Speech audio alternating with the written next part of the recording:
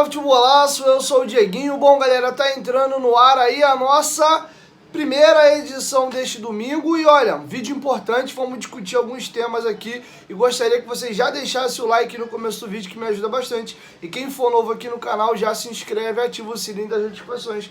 E claro, sigam minha conta pessoal lá no Instagram. Brasileirão pega fogo, amanhã tem Clássico dos Milhões e eu sei que tu vai fazer aquela apostinha lá na 1xBet. O link tá aqui no primeiro comentário fixado. Utilizando o nosso cupom promocional, que é a palavra Futebolaço, com T mudo e CO no final, eles dobram aí o seu depósito. Você pode ganhar até R$ 1.200 de bônus na sua primeira aposta, tá? Bom, vou dar dica dos jogos que faltam acontecer ainda, que vão ser tema já do nosso vídeo aqui. Fluminense e Red Bull, Grêmio e São Paulo, Palmeiras e Curitiba, Goiás e Cuiabá, que nos interessa muito esse jogo, e Vasco e Flamengo, o único jogo amanhã às 8 horas da noite, tá? Então, 1xBet, parceira do canal Futebolaço. Link tá aí, ó, no primeiro comentário fixado.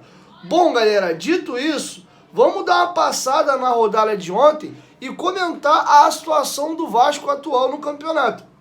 Ontem tivemos a vitória do América Mineiro sobre o Corinthians por 2-0 e o Vasco é o vice-lanterna momentaneamente no campeonato. O Vasco ainda não jogou, ele pode ganhar e sair até da zona, chegar até a 14ª colocação, conseguir galgar ali algumas posições, tá? Mas eu vou trazer para vocês detalhes disso. Bom, a rodada ontem tivemos Fortaleza 0, ontem não, sábado, ontem, desculpa. Fortaleza 0, Bahia 0, resultado bom pra gente. O Bahia deu uma travadinha, a gente venceu no Paço Bahia. O Cruzeiro perdeu em casa pro Atlético Mineiro, esse jogo não interessa muito pra gente.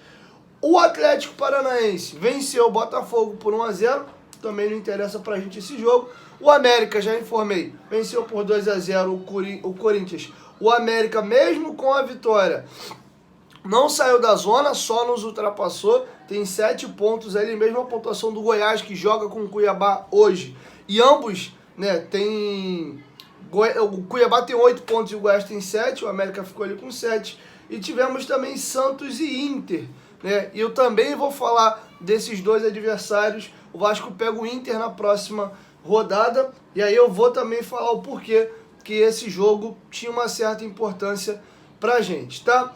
Dito isso, vamos agora comentar o drama que vive o Vasco, a importância desse mês de junho e o peso ainda maior que esse jogo contra o Flamengo ganhou. Se o Vasco perder para o Flamengo na próxima segunda-feira, ou até mesmo empatar, ele segue pela 3ª rodada consecutiva na zona de rebaixamento, e aí isso vai espizinhar e machucar ainda mais o torcedor, né? O próximo jogo vai ter uma distânciazinha aí de dias até ele acontecer, e o Vasco vai se consolidando dentro da zona de rebaixamento. Os adversários começam a pontuar e a gente iria se embananar. Uma vitória, o Vasco passaria o América, o Goiás, o Cuiabá, o Corinthians e o Bahia. Saltaria do 19º para o 14º lugar, né? A não ser que ou o Goiás ou o Cuiabá vençam o jogo hoje. Se o jogo acabar empatado, o Vasco passa os dois. Mas pelo menos ali, a 15ª colocação, 2 posições da zona, fora da zona, seria garantido. E aí, mesmo com Cuiabá e Goiás empatando, ou se um dos dois vencer, olha como o Vasco ainda está agarrado a essa parte baixa da tabela. Na próxima rodada, o Vasco vencendo agora, chega a 9, mesmo ele vencendo o Inter fora de casa, que é muito difícil conseguir esses 3 pontos lá no Beira-Rio, já seria um resultado muito difícil, e muito difícil ganhar o Flamengo e o Inter nesses 2 jogos agora, nós chegaríamos a 12, e 12 pontos hoje tem o Santos e que é o 12º colocado. A gente passaria o Inter, que o Inter tem 11, o jogo seria contra eles, e o Santos joga,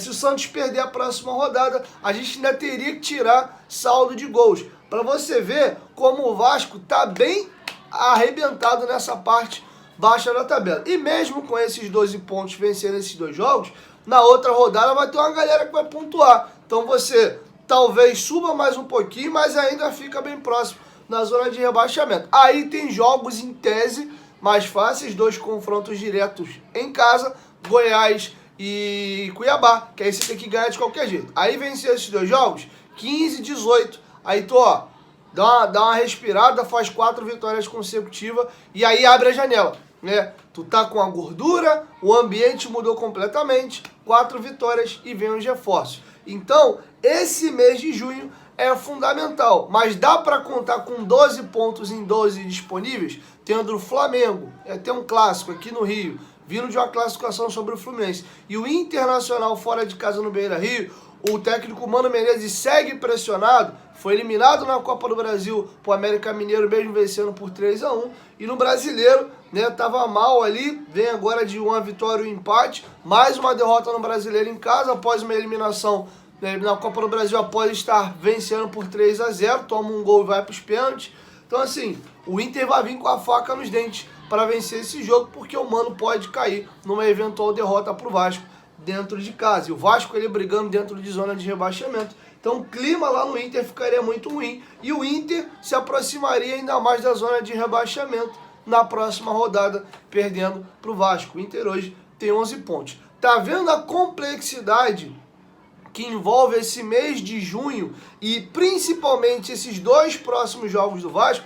Na verdade, até os 4. Porque se o Vasco não pontuar bem nesses 2 jogos agora, ele chega numa pressão absurda tendo que ganhar do Goiás e do Cuiabá em casa. E se não vencer Goiás e Cuiabá em casa, aí vocês já sabem como é que o clima vai ficar e o bicho como é que vai pegar. Então, tem uma diferença muito grande de você vencer em tese um jogo que é mais fácil do que você ter a obrigação de vencer de qualquer jeito aquele jogo que é o mais fácil, é um adversário direto e você tem que ganhar. Então assim, esse mês de junho ele é fundamental aí para as aspirações do Vasco daqui para o restante do campeonato.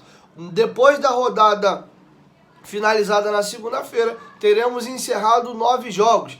E aí 9 vezes 4, né, dá 36, né? O campeonato tem 38 rodadas e 10 vezes 4 dá 40. Então a gente está falando mais ou menos aí já de 1/4 de campeonato, ó, passado. Restaria aí mais ou menos 3/4 aí de campeonato. Então, realmente já são bastante rodadas e o Vasco precisa reagir. Lá antes do Brasileiro começar, eu falei para vocês que eu não via esse time do Vasco passando perrengue no Brasileiro. E ele tá passando, tá na zona de rebaixamento. O torcedor tá muito irritado, com razão.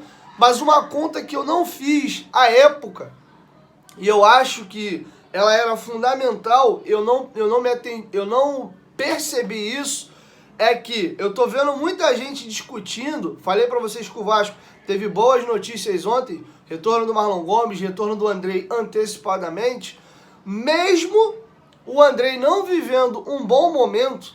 O Andrei é muito melhor do que os companheiros que brigam por posição e estão jogando no lugar dele hoje. Não é melhor não, ele é muito melhor. Mesmo ele mal, ele é muito melhor. E se você parar para dar uma olhada nos resultados do Vasco, depois da saída do Andrei do time e do Marlon Gomes, que seria uma peça que entra no segundo tempo e poderia até jogar na vaga do Andrei, né, nesse período agora que ele tá fora, oh, meu Deus do céu, o Vasco fez 3 derrotas consecutivas.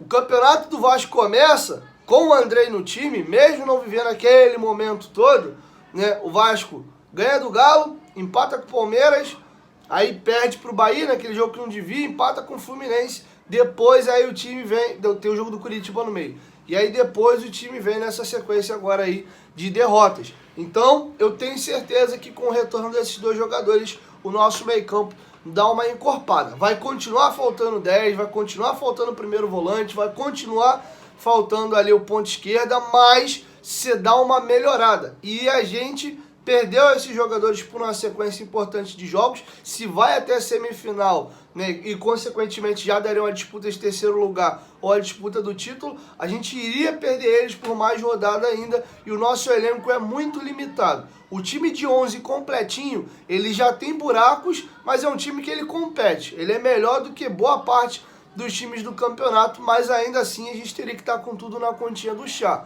Porém, né, sem essas peças, aí você tem reposições ali de Barros, Galarza, Rodrigo, jogadores também jovens, inexperientes e com uma qualidade inferior ao Andrei. Eu não parei para fazer essa conta e eu tenho certeza que isso também ajuda nesse momento do Vasco. Um elenco que vocês já sabem quais são as limitações, ainda perdeu 2 jogadores importantes. Aí tem o trabalho do Maurício também, que poderia estar acontecendo melhor. Enfim, tem N variáveis aqui que dá pra gente parar e discutir. Então estou trazendo para vocês o drama que o Vasco vive nesse exato momento e o peso e a importância ainda maior que o jogo de segunda-feira ganhou contra o Flamengo. Enfim, quero te ouvir. Deixe a sua opinião aqui embaixo nos comentários e logo mais a gente chega na segunda edição. 1, 2, 3, futebolaço. Tamo junto, família. Qualquer momento, quem volta mais, tamo junto. Valeu, fui.